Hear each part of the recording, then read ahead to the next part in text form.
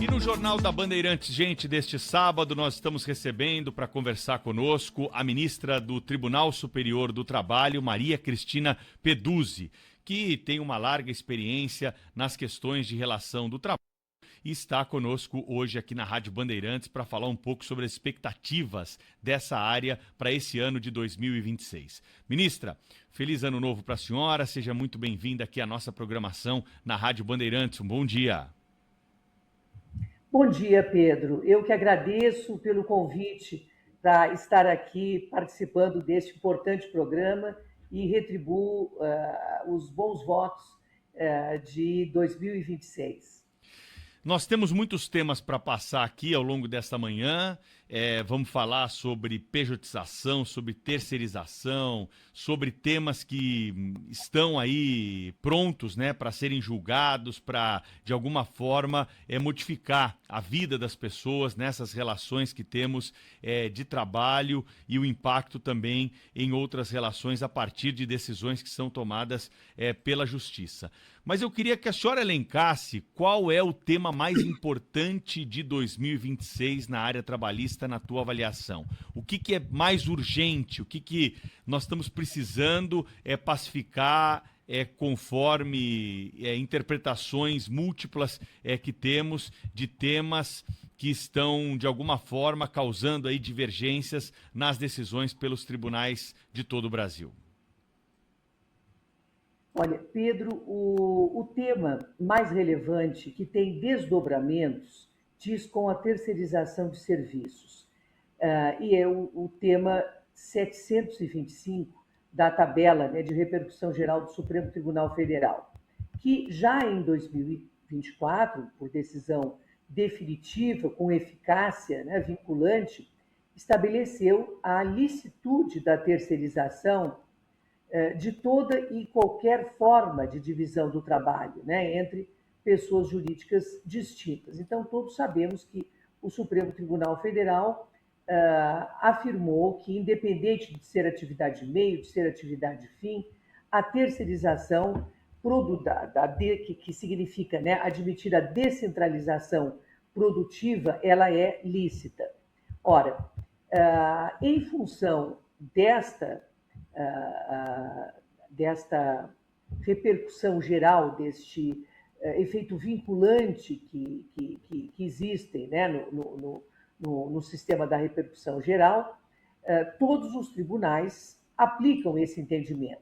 Mas nós temos divergências, não só no âmbito do Tribunal Superior do Trabalho, como dos Tribunais Regionais do Trabalho, a propósito da aplicação deste precedente. E justamente porque existe essa divergência é que se suscitou no âmbito do Tribunal Superior do Trabalho um incidente, né, de recursos repetitivos para questionar a possibilidade de distinguir dentro deste precedente a hipótese de haver fraude na terceirização e, se havendo fraude, a tese estabelecida comportaria distinção para não aplicar o entendimento firmado pelo Supremo Tribunal Federal quando identificada, no caso concreto, fraude na terceirização. Então, hoje, o Tribunal Superior do Trabalho está com o tema 29, que versa, né, esta possibilidade de comportar ou não distinção ao precedente do Supremo Tribunal Federal para afirmar vínculo de emprego quando identificar fraude na terceirização. Ora, esta é uma questão importante que tem desmembramentos. Nós vamos ver que o tema da pejotização, que é o outro relevante, o tema da uberização, se existe ou não vínculo de emprego, ou se a relação é autônoma, né, entre o prestador de serviços e a plataforma, que eu digo que são desmembramentos desta tese central, que é o precedente 725 do Supremo Tribunal Federal. No TST está pendente de julgamento justamente o tema, portanto, 29, que vai definir se o precedente do Supremo comporta ou não distinção. Não sei se ficou claro. Ficou, e eu pergunto à senhora se esses processos eles estão suspensos hoje. Como é que fica a análise Sim, dessas questões até uma decisão final? sim, estão suspensos no âmbito do Tribunal Superior do Trabalho e da Justiça do Trabalho. O tema terceirização ele está suspenso por determinação do relator já há alguns meses, e esse processo chegou a entrar em pauta, não pôde ser julgado na última sessão do ano de 2025. Imagino que logo no início de 2026 ele será julgado. E é muito importante que assim se proceda, porque há uma divergência, digamos, entre as turmas do tribunal. Então, os julgamentos estão suspensos, mas são questões jurídicas importantes que estão em distinção. Por quê? Porque ficou muito clara na decisão do Supremo Tribunal Federal que os valores do trabalho e da livre iniciativa são princípios constitucionais que estão intrinsecamente conectados, né? Numa relação, eu diria, que foi expresso, dialógica. E por isso é que o Supremo disse que seria inconstitucional admitir terceirização em atividade meio e não em atividade fim. Por quê? Porque a liberdade de trabalho, né, a livre iniciativa, a livre concorrência, são princípios constitucionais que estão irmanados com o princípio da valorização social do trabalho, da dignidade da pessoa humana, e nós estamos na prática da terceirização, que é válida no direito brasileiro, a lei autoriza de forma expressa que ela se proceda. Isso é uma opção do empresário, né? É uma opção de quem investe, de quem gera empregos. Por isso que não há nem que se cogitar de falta de vínculo de emprego. O que o empregado, quando impugna a terceirização, pretende é escolher um empregador. Então, se a empresa terceirizada ela fornece mão de obra para um banco, ele quer ser bancário. Se fornece para o comércio, ele quer ser comerciário. Então, é isso que nós observamos na terceirização. E sendo, como disse o Supremo Tribunal Federal, um procedimento válido, não há por que promover uma distinção para examinar casuisticamente se há ou não subordinação direta naquele caso concreto ou no outro caso concreto. O precedente ele tem força normativa, tem força de lei, e justamente o próprio precedente impõe a responsabilidade subsidiária do tomador de serviços, exceto quando se tratar de ente público, para, havendo inadimplemento, se puder o empregado ter os seus haveres, né, recebidos pelo tomador de serviços, quando houver inadimplência do prestador. Então, não há nenhum risco para o empregado com o sistema da terceirização, que é um sistema amplamente implantado no Brasil. Então, em nome do princípio da segurança jurídica, é muito importante que logo se defina esta questão no âmbito do Tribunal Superior do Trabalho, para que se tenha segurança ao empreender, né, segurança ao estabelecer essas relações por um sistema que o Supremo Tribunal Federal afirmou válido, que é o da terceirização de serviços. Um assunto próximo a esse é o da pejotização, né? Vamos falar um pouquinho sobre as pessoas jurídicas, né? O PJ, como se diz no linguajar dentro das empresas mais popular. Nós temos um julgamento que se avizinha também, que deve acontecer nesse ano, sobre o vínculo de emprego, né? E a possibilidade da validade da contratação de um trabalhador por uma pessoa jurídica que desempenha a mesma atividade que é também desenvolvida por um trabalhador que seja contratado pelo regime CLT. Como é que fica essa questão na avaliação da senhora e quais são as dúvidas que precisam ser sanadas pela Justiça para garantir segurança jurídica ao contratante e ao contratado? Exatamente. Esta questão, eu digo que é um desmembramento do tema principal da Sim. descentralização produtiva. Então, a pejotização, que também tem previsão legal e não foi antes questionada como agora, ela tem a sua ratio decidente neste tema 725 também, do Supremo Tribunal Federal, que vem sendo aplicado amplamente, tanto que eu menciono aqui hipóteses que nós vemos na jurisprudência do Supremo em que se aplica esse mesmo entendimento, validando a terceirização em relação entre hospital e médico, entre franqueado e franqueador, entre seguradora e corretor, entre incorporador e corretor imobiliário, entre advogado associado e escritório de advocacia. Então, é um leque de atividades que vem atuando por esse meio, muitas dessas por meio da chamada pejotização, que não exclui proteção. A questão que se coloca agora é muito importante e especialmente ela diz com o maior dos maiores princípios constitucionais, que é o da segurança jurídica, porque o que se questiona é que não poderia, na prestação de serviços, se adotar a pejotização, quando a lei prevê esta possibilidade, né, de forma, digamos, expressa. O tema 1389 do Supremo Tribunal Federal, ele especificou, portanto, esta questão que nós estamos agora a tratar.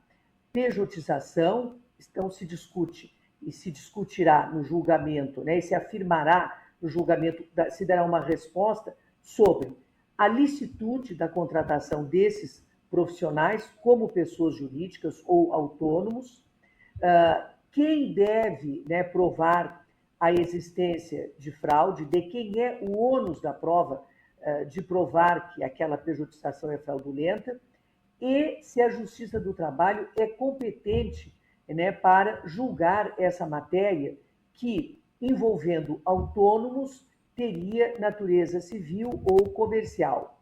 Daí a incompetência da Justiça do Trabalho. Então, em abril de 2025, o ministro Gilmar Mendes, que é o relator desta matéria, determinou também a suspensão nacional de todos os processos que tratam dessa matéria, que está já também aguardando julgamento de mérito pelo plenário do Supremo Tribunal Federal. E nós temos no TST também, que é o tema número 30, colocado num IRR, no Incidente de Recursos Repetitivos, em debate também a questão da validade, né, da contratação de trabalhador, né, por meio de pessoa jurídica, né, para o desempenho de atividade que normalmente seria exercida, segundo uma visão, né, tradicional da Justiça do Trabalho, sob vínculo empregado-empregador. E se essa prática pode configurar relação de emprego. Como o Código de Processo Civil diz que, havendo num tribunal superior um incidente, o tribunal hierarquicamente inferior não pode também processar, este tema que está posto no tema 30 do TST, penso eu que resultará prejudicado porque o Supremo Tribunal está com esta questão para julgamento. Apesar de que os precedentes do Supremo Tribunal Federal, na linha do precedente geral do tema 725, que nós já referimos, que é o tema geral, tem sido no sentido de validar esta forma de contratação, porque o PJ ele não está à margem da proteção legal. Ele tem proteção não só trabalhista, como previdenciária, durante e após a extinção do vínculo. Ele é um trabalhador autônomo que é titular também de proteção legal, e nós temos hoje convenções coletivas de forma ampla, temos o próprio contrato individual que podem estabelecer outros mecanismos de proteção fora da CLT. O que nós precisamos entender, e que o Supremo Tribunal Federal vem afirmando, é exatamente isso. Há outras formas de proteção fora do vínculo tradicional da CLT. E isto é possível e isto é válido. De qualquer forma, em nome da segurança jurídica, é muito importante, será muito importante a definição que será dada especificamente, né, sobre o tema por meio do julgamento, né, do precedente 1389. Ministra Maria Cristina Peduzzi, agora um tema polêmico que a Rádio Bandeirantes falou muito ao longo de 2025, que é o vínculo de ligação entre o prestador de serviço e as plataformas de aplicativo, de entrega, de transporte, que trouxeram para o mundo, né, uma nova situação e um desafio para que isso possa ser equalizado e se evitar o prolongamento aí de discussões na área de emprego, de trabalho, que possam se arrastar sem que haja uma solução. A ação da senhora, qual deveria ser o enquadramento nesses casos? O que a gente precisa levar em conta? Olha, este tema, que é o número 1291, aqui não há suspensão de julgamento de processos, ele já estava definido no Supremo Tribunal Federal por farta jurisprudência e preponderantemente também na Justiça do Trabalho. A negativa do vínculo de emprego tem sido, digamos, reiterada, afirmação reiterada. Mas, como a questão, né, não é uniforme no âmbito da Justiça do Trabalho, se convencionou, né, em nome, creio que, da segurança jurídica, de estabelecer um precedente normativo, e é o que está sob a égide do tema 1291 no Supremo Tribunal Federal, onde se afirmará a existência ou não do vínculo de emprego nos moldes da CLT entre o prestador, né, de serviços e a plataforma digital, ou, como vem sendo, né, preponderantemente afirmado, se essa relação tem natureza autônoma e tem natureza comercial. E os julgamentos continuam, preponderantemente no sentido da afirmação da natureza autônoma dessa relação, até porque nós vimos, não só por meio dos instrumentos coletivos, e a negociação coletiva hoje é a nossa grande, digamos, alternativa, né? Porque as partes sabem, as partes coletivamente ajustam o que é melhor para regular aquele tipo de trabalho, né? Aquela espécie de atividade.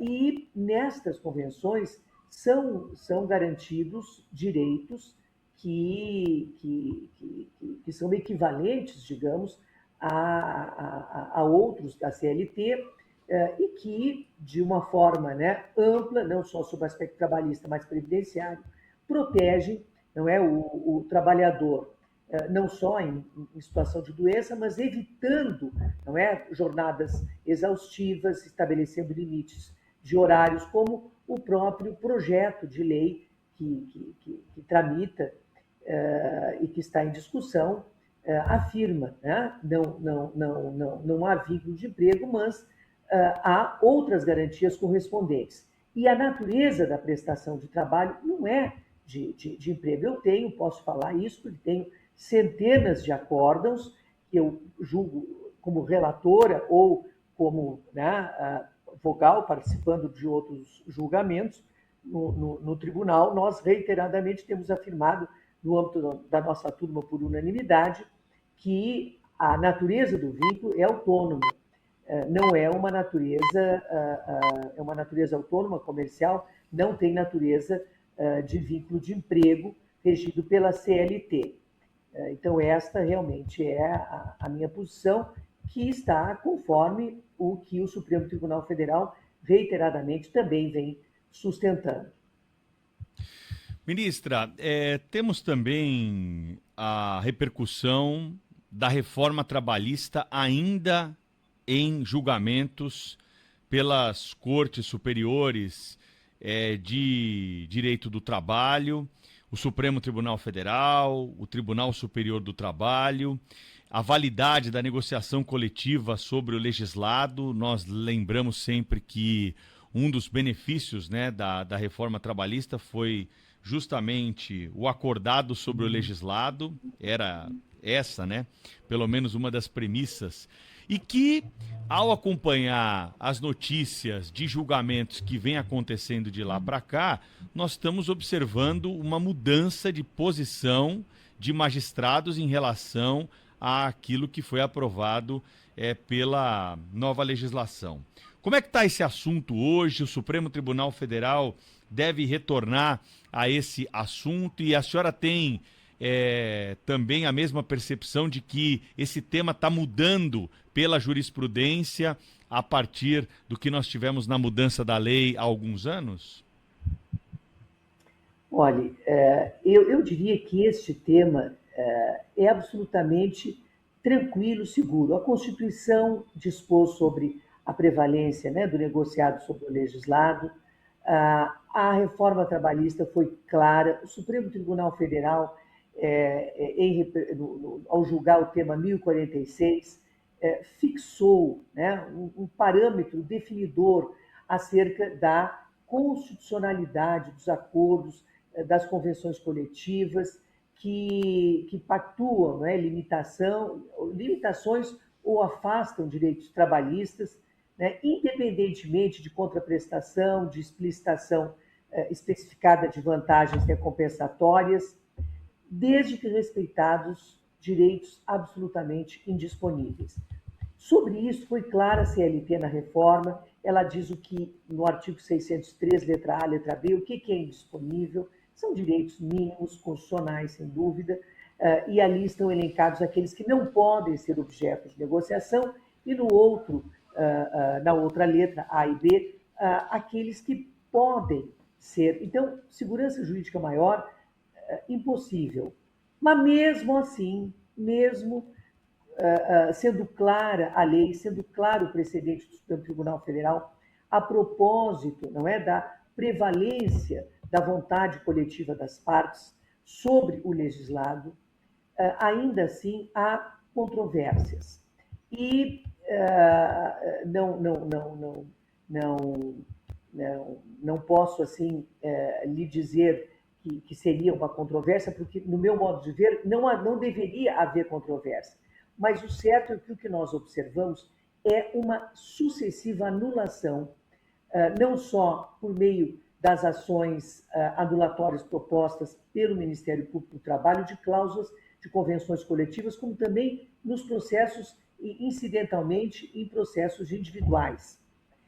O que significa isso? É que a validade dessas normas coletivas, especialmente no que dizem com prorrogação de jornada, com compensação de jornada, e, enfim, em muitos aspectos, elas são questionadas. Firma-se o acordo coletivo ou a convenção coletiva de trabalho, o Ministério Público diz, não, esta cláusula eu entendo que não é válida porque está contrariando um direito indisponível. Então, ele ajuiza uma ação anulatória e, vez por outra, com muita frequência, se acolhem essas ações anulatórias para anular essas cláusulas. Também, nos dissídios individuais, se suscitam nulidades de cláusulas convencionadas coletivamente, e isso, me parece, compromete o ideal que é a segurança jurídica, a justamente garantir às partes que elas digam, elas estabeleçam o que é melhor para aquela categoria. Então, nós vivemos num momento em que a interferência do Poder Judiciário tem sido muito acentuada. Eu penso que nós deveríamos respeitar, como quis a Constituição, como quer a lei e como estabeleceu o Supremo Tribunal Federal, nós deveríamos respeitar a vontade coletiva e interferir o mínimo possível, invalidando cláusulas que foram ajustadas por elas, pelos sindicatos, né, pelos entes coletivos, federações, confederações, ou mesmo entre empresa e sindicato.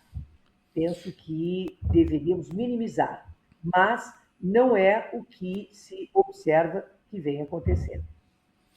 Para a gente finalizar, ministra, eu queria que a senhora trouxesse para a gente também alguns elementos sobre esse julgamento recente que aconteceu na Justiça do Trabalho, no TST, a respeito da greve dos Correios. Aliás, tem muito ouvinte mandando mensagem para nós, dizendo que a greve foi finalizada, né, por determinação da Justiça, mas as encomendas não estão chegando à casa das pessoas. Tem muita reclamação aqui na nossa central de atendimento aos ouvintes de produtos que foram adquiridos para o Natal, para o Ano Novo e não chegaram ainda até o destino final, né?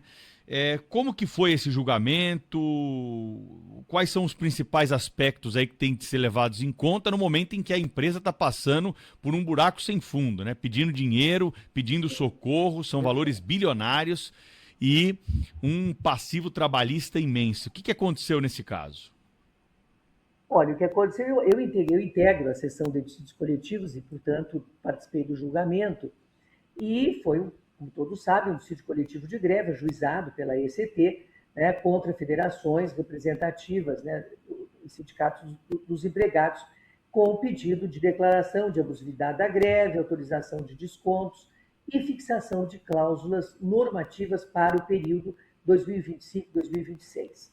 O que o TST decidiu? O TST entendeu que a greve ela não se tratou de greve abusiva, portanto, apenas autorizou o desconto da remuneração em 3 parcelas mensais, né, com base no precedente até da própria empresa, mas com fundamento na suspensão do contrato, porque não houve trabalho, né? Mas não considerou a greve abusiva. E sobre as cláusulas normativas, e aí que vem a resposta à sua questão, o tribunal ele reconheceu, apesar das dificuldades financeiras e econômicas comprovadas, ele reconheceu a possibilidade de manter cláusulas pré-existentes. Então, foi uma decisão bem favorável aos trabalhadores, porque eles tiveram no substancial, uma prorrogação por mais um ano daquelas cláusulas sociais, econômicas, que foram... A econômica teve aqui fixação, claro, de acordo com a inflação, foi fixado para este ano o reajuste salarial de 5,10%, né, para salários e perdas. Mas em relação às cláusulas sociais e gerais, se manteve o mesmo acordo coletivo que foi firmado. Agora houve uma decisão judicial, mas se manteve o que foi acordado entre as partes no ano anterior, 2024, 2025. Então, foram mantidas cláusulas que se dizem pré-existentes. Por quê? Porque constantes do acordo coletivo anterior, incluindo benefícios como vale-refeição, né, alimentação, o plano de saúde, auxílio creche e gratificações. E teve um voto vencido, só que foi o meu. Eu fiquei vencida em relação justamente a esse tema da manutenção do acordo coletivo anterior, em razão da mudança, digamos, significativa e substancial das condições econômico-financeiras da empregadora, né? Porque foram registrados prejuízos, para você ter uma ideia, né? As pessoas terem uma ideia. No terceiro trimestre de 2025, acumulou-se um prejuízo de 6,6 bilhões de reais, contra 2,14 bilhões no mesmo período de 2024. Então, se aplicaram cláusulas convencionadas num período pretérito em que o prejuízo era significativamente menor do que o atual. E por quê? Então, os dados comprovam, o estudo está no voto, um crescimento substancial, exponencial do prejuízo da empresa, da ordem de aproximadamente 183%. Então, no acumulado de 9 meses de 2025, né, ficou provado que as despesas administrativas apresentaram, né, um crescimento superior a 55%, atingindo uma cifra de quase 5 bilhões. A receita líquida, no mesmo período, caiu de 14 bilhões para 12 bilhões e pouco. E um dos principais fatores, né, de crescimento do passivo está constante da rubrica benefícios a empregados, que passou de 2,79 bilhões para 4,97 bilhões, né, no passivo circulante. Enfim, a situação foi tão grave que a empresa estatal, né, assinou, todos sabem, no final de dezembro, um empréstimo de 12 bilhões com 5 bancos. Então, eu entendi e invoquei aqui a doutrina Cheney, que é uma doutrina americana, por analogia, que sustenta que o Poder Judiciário não pode se substituir nos critérios técnicos da administração pública, que ela fixou por juízo próprio, né, especialmente em matéria financeira complexa. Por isso que o poder normativo, que é o Poder Judicial, deve respeitar os limites, né, econômicos que foram demonstrados pela empresa estatal, e eu fixava para o período 2025-2026 a contraproposta, eu acolhi a contraproposta da empresa de Correios e Telégrafos, mas prevaleceu a manutenção do acordo coletivo anterior. E a greve foi imediatamente, né, cancelada, de forma que provavelmente o atraso, né, era significativo, mas havia uma liminar que mantinha 80% em funcionamento. Então, era para estar tudo funcionando. E veja aqui, apenas para arrematar essa questão, que é tão grave, né, a situação dos Correios, e acho que todos devem compreender isso, e daí foi o meu voto foi nesse sentido. O que se pretende é dar, digamos assim, suporte para que essa atividade tão importante ela continue e ela se recupere, que no finalzinho do ano de 2025, o presidente do TST e do Conselho Superior da Justiça do Trabalho, o ministro Luiz Felipe, ele, examinando liminarmente, deferiu uma medida liminar no pedido de providências que foi promovido pela Advocacia Geral da União, junto com a ECT, um pedido para suspender a cobrança por 90 dias do pagamento dos precatórios dos Correios, né, a partir de 1º de janeiro de 2026. Então, devido à grave crise financeira enfrentada pela estatal. E foi, em medida liminar, suspenso por 90 dias o pagamento e também será examinado o pedido de parcelamento em 9 vezes, né, deste montante de precatórios trabalhistas que venceram em dezembro de 2025 e que já somavam aproximadamente 702 milhões de reais. Então, é uma situação realmente difícil, financeira, econômica, que está dando suporte, inclusive, para esta suspensão dos pagamentos dos precatórios. Ministra Maria Cristina Peduzzi, muito obrigado pela sua atenção mais uma vez com a Rádio Bandeirantes, para discutir com a gente aqui questões tão sensíveis do direito do trabalho, compartilhar o seu conhecimento. Foi um prazer recebê-la mais uma vez e vamos trocando informações e recebendo a senhora para outras entrevistas ao longo do ano de 2026 aqui na rádio. Muito obrigado e um bom fim de semana. Muito obrigada, Pedro. Um bom fim de semana também para você e para toda a sua equipe aí da Bandeirantes.